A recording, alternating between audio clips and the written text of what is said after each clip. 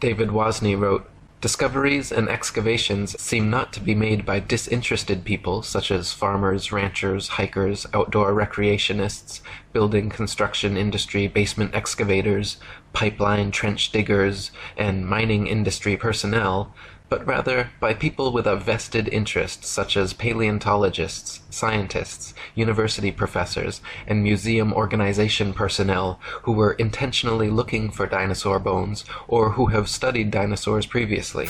Okay, so I want to stop him right there, and I forgot to look this up. National Geographic. The amazing dinosaur find accidentally by miners in Canada. How many seconds was that, honey? Like, I don't know, 3? 5?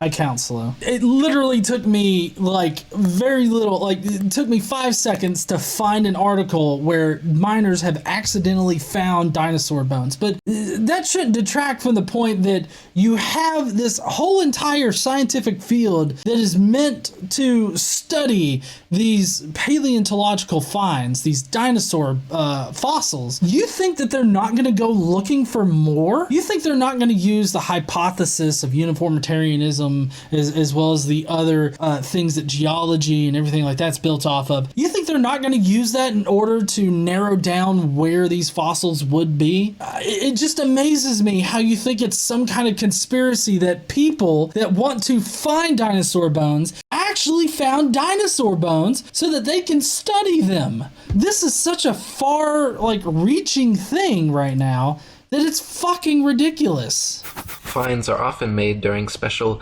dinosaur bone hunting trips and expeditions by these people to faraway regions already inhabited and explored. This seems highly implausible.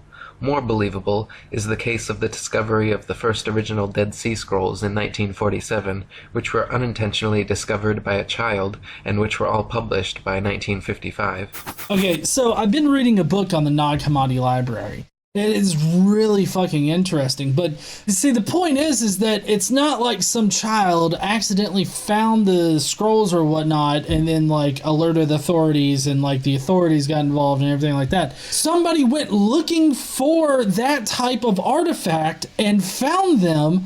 Just because somebody accidentally stumbled on them doesn't give it more credence or anything like that. It's just how it happened. But also, it also happens to dinosaur bones. They're accidentally found all the time.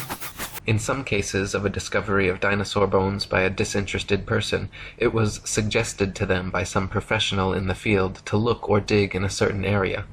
Also very interesting to note are special areas set aside and designated as dinosaur parks, for which amateur dinosaur hunters are required to first obtain a dinosaur hunting license.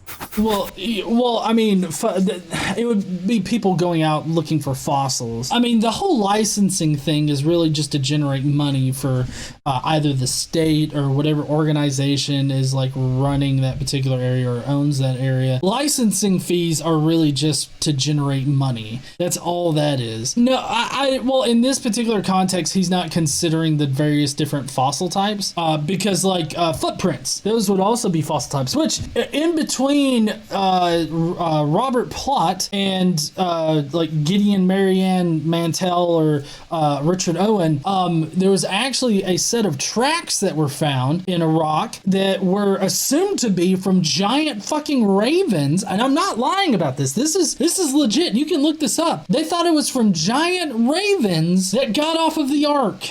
Because prior to like the idea of an old Earth and everything like that, like people thought that the world actually flooded, and so they thought that these tracks that looked avian in nature were actually ravens that were just giant, and they got off the ark. Whatever destination these establishment-funded archaeologists and paleontologists set, it seemed they found incredible numbers of fossils in tiny areas. In one of the largest dinosaur excavation sites, called the Ruth Mason Quarry, over 2,000 fossils were allegedly discovered.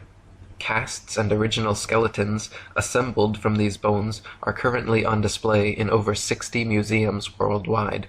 Florentino Amagino, head of paleontology at La Plata Museum, is amazingly responsible for 6,000 fossil species supposedly discovered throughout his career, all in Argentina. Dinosaur hunter Earl Douglas sent 350 tons of excavated dinosaur bones to the Carnegie Museum of Natural History throughout his career, all coming from the Dinosaur National Monument in Utah. I haven't fact-checked these particular things, but even assuming that these things are correct, I mean, yeah, people, scientists, paleontologists, they went looking for dinosaur bones and they found them and then they sent them back. Like, I don't understand what the issue is with that. During an expedition to Patagonia, Dr. Louis Chiappe and Dr. Lowell Dingus supposedly discovered thousands of dinosaur eggs at a site of only a few hundred square yards.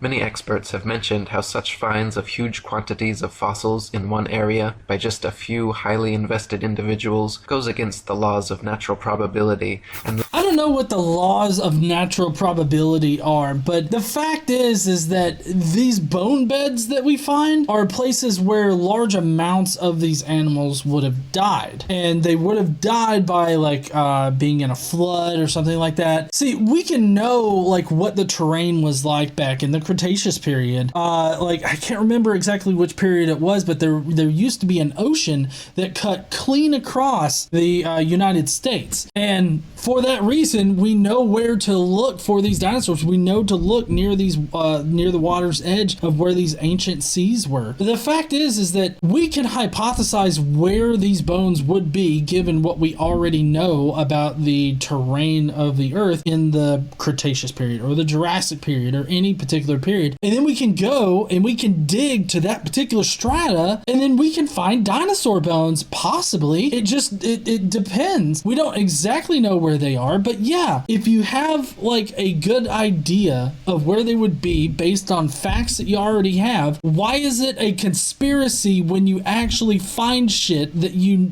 think would be there? The simple fact is it's not a conspiracy. I mean, that's what Eric Dubay, that's what his entire argument hinges on, is the idea that all these scientists were conspiring with each other in order to falsify this whole idea of dinosaurs existing for whatever the fuck reason.